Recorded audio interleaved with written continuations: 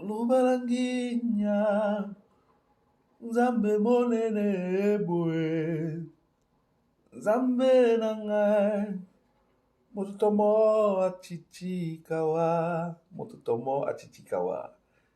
Asangabame, personne n'est comme toi. Usangomu Abignorese, que la paix de l'Éternel soit avec vous, que la grâce de Virakosha, que la grâce de Nyambe Njambe, Yepo Anzambi soit votre partage. Alors je viens comme ça pour répondre à un de mes fils qui a posé une question en rapport au mariage. Je me dis que la réponse à sa question sera certainement aussi la réponse à vos questions.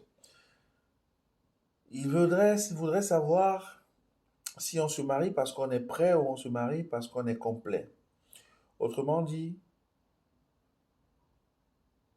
vers quoi faut-il aspirer? À être prêt pour se marier ou à être complet avant de se marier? C'est une question complexe parce que selon que l'on la traite en anglais ou en français, les mots changent de sens. En anglais, l'expression complète signifie whole, to be whole. Mais en réalité, lorsqu'on dit en anglais to be whole, il ne s'agit pas forcément d'être complet au sens littéral du terme en français, mais ça voudrait dire aussi bien être complet que prêt. En anglais, être prêt en réalité, c'est to be ready, to be ready. Mais on n'utilisera pas cette expression-là s'il faille parler d'être prêt au sens d'être whole. Une fois que ce postulat est établi, je voudrais préciser que si être prêt signifie avoir pesé le pour et le contre, avoir analysé les risques que le mariage implique, les obligations liées au mariage, et être complet signifie pouvoir le faire, en réalité, ça prête à confusion. De mon point de vue et d'après les écrits scripturels, je dirais, on se marie d'abord quand on a déjà évolué vers la meilleure version de soi. Il ne faut pas entrer dans une alliance de mariage sans pouvoir d'abord soi-même s'auto-gérer. Je parle pas là de finances. Je parle de s'auto-gérer du point de vue émotionnel, s'auto-gérer du point de vue de son programme, s'auto-gérer ses habitudes. Bref, il faut se connaître soi-même. Donc la première chose qu'il faille faire selon moi, lorsqu'on voudrait se lancer sur cette voie, ce serait d'abord de commencer le voyage de la découverte de soi, de qui on est. Parce que vous savez, vous n'avez pas la même humeur tous les jours, vous n'avez pas la même humeur en une journée, à tout moment. Donc il faudrait d'abord davantage vous connaître. Surtout connaître quels sont vos points forts, quels sont vos défauts, mais surtout vos qualités aussi. À côté de vos qualités, vos défauts. Bien plus important d'ailleurs que vos qualités. Une fois que vous avez fait cela, connaissant les manquements que vous associerez à votre personne, vous devez répondre à la question de savoir si vous êtes prêt à ajouter un fardeau supplémentaire. Fardeau supplémentaire, pas parce que votre partenaire est un fardeau, non, pas ça. Mais fardeau au sens où votre partenaire viendra avec une configuration différente de la vôtre. Vous aurez fait un travail par rapport à vous, vous aurez fait un travail de connaissance de votre personne et votre personnalité, vos traits de caractère, vos défauts, vos humeurs et tout ça. Mais maintenant, il faudra faire le même travail avec la nouvelle personne avec laquelle vous aspirez de passer le restant de votre vie. Donc c'est un travail supplémentaire, c'est une tâche nécessaire, impérieuse, utile avant de s'engager. Une fois que, selon moi, que vous avez fait cette démarche-là, il faut être dans l'environnement du jardin d'Éden. Vous savez, la Bible dit que Ève a été introduite dans la présence d'Adam après que Adam ait reçu dans Genèse 2, chapitre 15, déjà la mission, le mandat de sa vie. Il avait déjà un mandat, il était déjà occupé à faire ce qu'il était censé faire dans la vie ou de sa vie au moment où Ève a été introduite à celle-ci. Donc, bien aimés, surtout les hommes, il serait important que vous soyez déjà dans la démarche de votre réalisation, sur le couloir de votre appel. Et pendant que vous êtes sur le couloir de votre appel, Dieu introduisant donc votre aide de destinée, votre épouse, votre partenaire, il vous sera plus facile si vous appliquez au préalable les éléments que j'ai évoqués. Il vous sera plus facile de voir si oui, effectivement, c'est le moment pour vous de vous engager parce que vous êtes prêt. Vous comprenez? Être prêt veut dire donc être dans la posture dans laquelle Adam était déjà lorsque Ève a été introduite dans sa vie. Donc il se connaissait déjà et il avait déjà commencé une mission par rapport à sa vie. Vous ne pouvez pas être oisif assis sur un canapé et divaguer seulement dans vos pensées à l'effet de chercher à savoir si vous êtes prêt.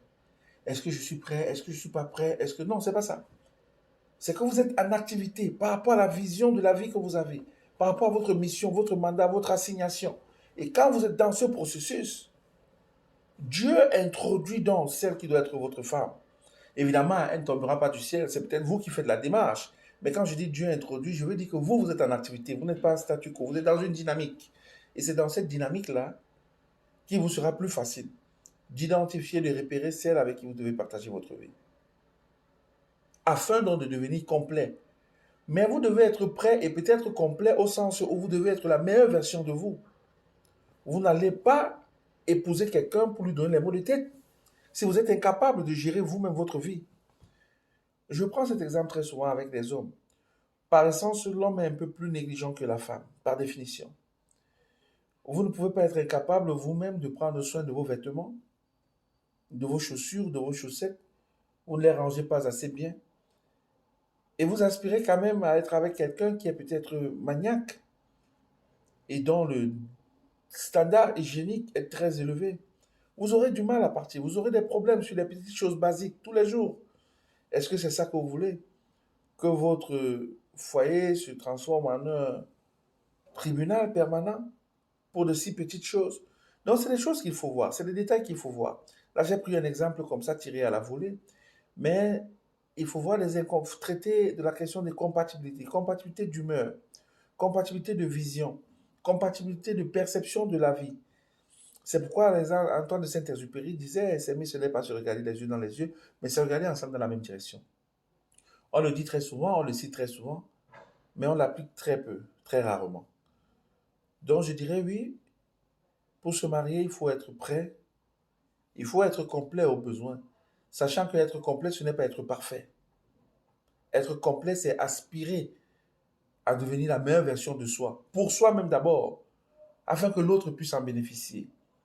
Et surtout, avoir l'âge mental et psychologique qui permet d'associer une charge supplémentaire, émotionnelle supplémentaire, à celle qu'on est déjà soi-même et qu'on a déjà. Parce qu'après, il y aura d'autres implications.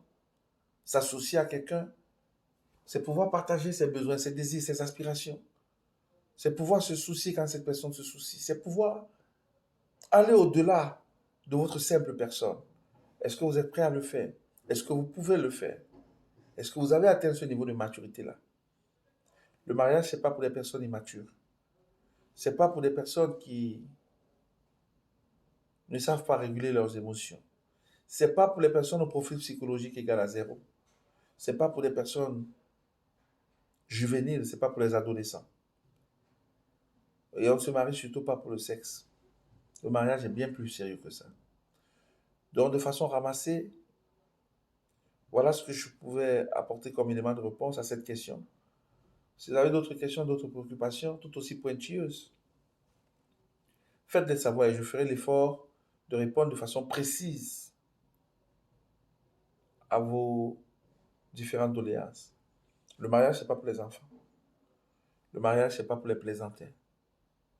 Si vous voulez vous amuser, si vous ne savez pas encore prendre soin de vous-même d'abord en tant qu'individu, si vous n'êtes pas heureux en tant qu'individu, ne vous mariez pas à quelqu'un espérant que cette personne vous apportera le bonheur.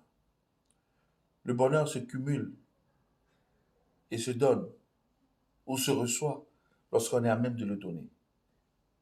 Qui parle de bonheur parle d'amour.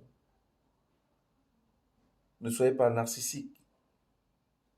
Ne soyez pas uniquement autocentré, mais soyez capable de vous aimer tel que vous êtes. Ainsi, vous pourrez facilement aimer ceux avec qui vous allez et ceux avec qui vous entrez en alliance.